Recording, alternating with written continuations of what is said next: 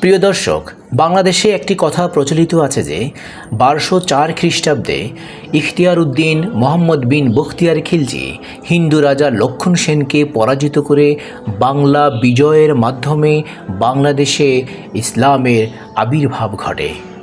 কিন্তু আমরা ইতিহাস থেকে জেনেছি যে 600 খ্রিস্টাব্দেই হজরত মুহাম্মদ সাল্লাল্লাহু আলাইহি সাল্লামের সাহাবাদের মাধ্যমে বাংলাদেশে ইসলামের আবির্ভাব ঘটে। লালমনিরহাটে 1987 খ্রিস্টাব্দে একটি মসজিদের ধ্বংসাবশেষ থেকেও প্রতীয়মান হয় যে 690 খ্রিস্টাব্দেও এই দেশে একটি মসজিদ নির্মিত হয়েছে। তাহলে চলুন আমরা আজকে জানব আসলেই কত খ্রিস্টাব্দে বাংলাদেশে ইসলামের আবির্ভাব ঘটে। প্রিয় দর্শক, রাসূল সাল্লাল্লাহু আলাইহি ওয়াসাল্লামের মামা মা আমিনার চাচাতো ভাই আবু ওয়াক্কাস রাদিয়াল্লাহু 620 থেকে 626 খ্রিস্টাব্দ পর্যন্ত বাংলাদেশে ইসলাম প্রচার করেন, যা রংপুর জেলার ইতিহাস গ্রন্থের 126 নম্বর পৃষ্ঠায় বর্ণিত আছে। অনেকে অনুমান করেন লালমনিরহাটের পঞ্চগ্রামের মসজিদটিও তিনি নির্মাণ করেন, যা 690 খ্রিস্টাব্দে সংস্কার করা হয়। মতিউর রহমান বসুনিয়া রচিত রংপুরে দ্বীনি দাওয়াত গ্রন্থেও এই মসজিদের বিশদ বিবরণ আছে। দেশে ইসলাম প্রচার করেন ইখতিয়ার উদ্দিন মোহাম্মদ বিন বখতিয়ার খিলজি, এমন একটি ধারণা প্রতিষ্ঠিত থাকলেও এসব তথ্য থেকে প্রমাণ করে যে এর অনেক আগেই এই দেশে ইসলাম প্রচারিত হয়। 1204 খ্রিস্টাব্দে ইখতিয়ার উদ্দিন মোহাম্মদ বিন বখতিয়ার খিলজির বাংলা বিজয়ের প্রায় 600 বছর আগেই সাহাবীদের দ্বারা বাংলাদেশে ইসলাম ধর্মের আবির্ভাব হয়। প্রথম মসজিদটিও নির্মিত হয় সেই সময়ে। 1617 খ্রিস্টাব্দে নবীজির মামা সাহাবী হজরত আবু ওয়াক্কাস মালিক বিন ওয়াহেব চীনে বাণিজ্যের উদ্দেশ্যে আগমন করেন। তার সফর সঙ্গী ছিলেন সাহাবী হজরত কাসেম ইবনে হুজাইফা রাদিয়াল্লাহু, উরওয়া ইবনে আসাসা রাদিয়াল্লাহু এবং আবু কায়েস ইবনুল হারিস রাদিয়াল্লাহু। চীনে যাবার পথে তারা বাংলাদেশের বন্দর বিশেষত চট্টগ্রাম ও সিলেটে নোঙ্গর করেছেন এবং তাদের সান্নিধ্যে এসে এদেশের কিছু মানুষ ইসলাম গ্রহণ করেছিলেন। এখান থেকেই বাংলাদেশে ইসলামের যাত্রা।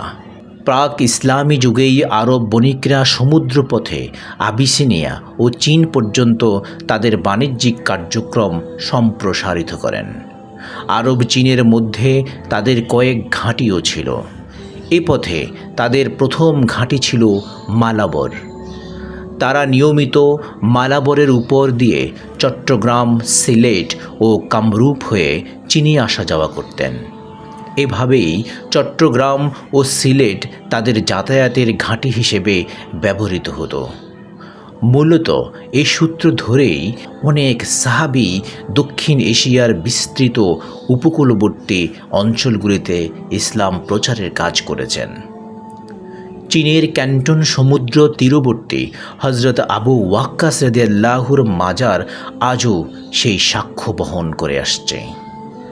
সমুদ্র তীরের কিয়াংটা মসজিদও তিনিই নির্মাণ করেন বলে ঐতিহাসিকভাবে স্বীকৃত। সম্প্রতি বাংলাদেশে ইসলাম আগমনের চাঞ্চল্যকর যে তথ্য প্রকাশিত হয়েছে, তাতে সব রকমের সন্দেহ ও সংশয়ের অবসান তো ঘটেছেই, উন্মোচিত হয়েছে ইতিহাসের নতুন দিগন্ত। লালমনিরহাট জেলার পঞ্চগ্রাম ইউনিয়নের বড়বাড়িতে 69 হিজরিতে আনুমানিক 692 খ্রিস্টাব্দে নির্মিত একটি মসজিদ পাওয়া গেছে।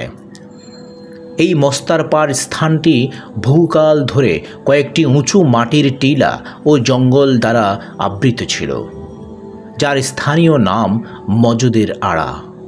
1987 সালে জমির মালিক তা আবাদযোগ্য করার চিন্তা করে জঙ্গল পরিষ্কার করতে গিয়ে বেরিয়ে আসে প্রাচীনকালের তৈরি ইট আর মাটি ও ইট সরাতে সরাতে আশ্চর্যজনকভাবে পূর্ণ একটি মসজিদের ভিত খুঁজে পাওয়া যায়। এর মধ্যে একটি শিলালিপি পাওয়া যায়, যার মধ্যে সুস্পষ্টভাবে আরবিতে লেখা আছে লা ইলাহা ইল্লাল্লাহু মুহাম্মাদুর রাসূলুল্লাহ। হিজরি 69 সাল। খননের পর মসজিদের মেহরাব এবং মসজিদ সংলগ্ন ঈদগাহ মাঠ ও খুতবার মিম্বরও আবিষ্কৃত হয়। এলাকার লোকজনে মসজিদটির নাম দিয়েছেন হারানো মসজিদ। তাই নিশ্চিত বলা যায় আরব থেকে আগত মুসলমান বা স্থানীয় মুসলমান যারা 69 হিজরিতে এই এলাকায় বসবাস করেছিলেন তারাই নিজেদের ধর্মীয় প্রয়োজনে মসজিদ তৈরি করেছিলেন। সেই থেকে বা তার আরও আগে থেকেই বাংলাদেশে ইসলাম প্রচারের কাজ আরম্ভ হয়। রাজশাহীর পাহাড়পুরে বৌদ্ধ বিহার খননকালে দুটি আরবীয় মুদ্রা পাওয়া যায়। এই মুদ্রা দুটি তৈরি হয়েছিল 788 খ্রিস্টাব্দে, অর্থাৎ আব্বাসি খলিফা হারুনুর রশিদের আমলে। ইতিহাসবিদ ডক্টর এনামুল হকের মতে কোনো ইসলাম প্রচারক এই মুদ্রাগুলো বহন করেছিলেন। পাহাড়পুরে আসার পর বৌদ্ধদের হাতে তিনি শহীদ হন। কুমিল্লা জেলার ময়নাবতীতে খননকালে আব্বাসীয় যুগের আরও দুটি স্বর্ণমুদ্রা পাওয়া যায়। এসব মুদ্রা এ কথাই প্রমাণ করে খ্রিস্টীয় অষ্টম অথবা নবম শতকে এদেশে আরব মুসলমানদের মাধ্যমে ইসলামের চর্চা ও প্রচারের কাজ চালু ছিল। আরব ঐতিহাসিক ও ভূগোলবিদদের বর্ণনায় বাংলার নানা স্থানের উল্লেখ পাওয়া যায়। ভূগোলবিদ ইবনে খুরদাতবি তার বর্ণনায় বাংলাদেশের চাঁদপুর নদী বন্দরের কথা উল্লেখ করেছেন। আল ইদ্রিসির বর্ণনায় রয়েছে বাগদাদ ও বসরা থেকে আরব বণিক এবং পর্যটকরা মেঘনার মোহনার সন্নিকটস্থ অঞ্চলে আসা যাওয়া করতেন। বস্তুত মহানবী সাল্লাল্লাহু আলাইহি সাল্লামের নবুয়ত পূর্ব বহুকাল ধরেই আরব ভারত চীন বাণিজ্য সম্পর্ক বিদ্যমান ছিল। ইসলামের আবির্ভাবের পরও এই সম্পর্ক অব্যাহত ছিল। আরব মুসলিম বণিকরা তৎকালে এই পথ ধরেই বাণিজ্য যাত্রা অব্যাহত রাখেন। ফলে ইসলামের আবির্ভাবের অল্পকালের মধ্যেই ভারতবর্ষে তথা বাংলাদেশে ইসলামের আগমন ঘটে। বাণিজ্য উপলক্ষে আগমন করলেও আগত এইসব আরব মুসলিম বণিক এদেশের জনগণের মধ্যে ইসলাম প্রচারের সুযোগ হাতছাড়া করেননি। তারা যেসব বন্দরে যাত্রাবিরতি করতেন সেখানে ইসলাম প্রচার করতেন। এভাবেই খ্রিস্টীয় অষ্টম শতকেই বাংলাদেশে ইসলামের আগমন ঘটে। অতএব আমরা বলতে পারি যে খ্রিস্টাব্দের 600 শতকেই বাংলায় নবী মুহাম্মদ সাল্লাল্লাহু আলাইহি সাল্লামের সাহাবীদের মাধ্যমে ইসলামের আবির্ভাব ঘটে। কিন্তু ইখতিয়ার উদ্দিন মোহাম্মদ বিন বখতিয়ার খিলজির এই বাংলা বিজয়ের ফলে বাংলায় ইসলাম ব্যাপকভাবে পরিচিত ও প্রসারিত হয়। এ সময় থেকেই দলে দলে মুসলিমরা বাংলায় এসে বসতি স্থাপন করেন এবং ইসলাম প্রচার কাজ শুরু করেন। আল্লাহ হাফেজ।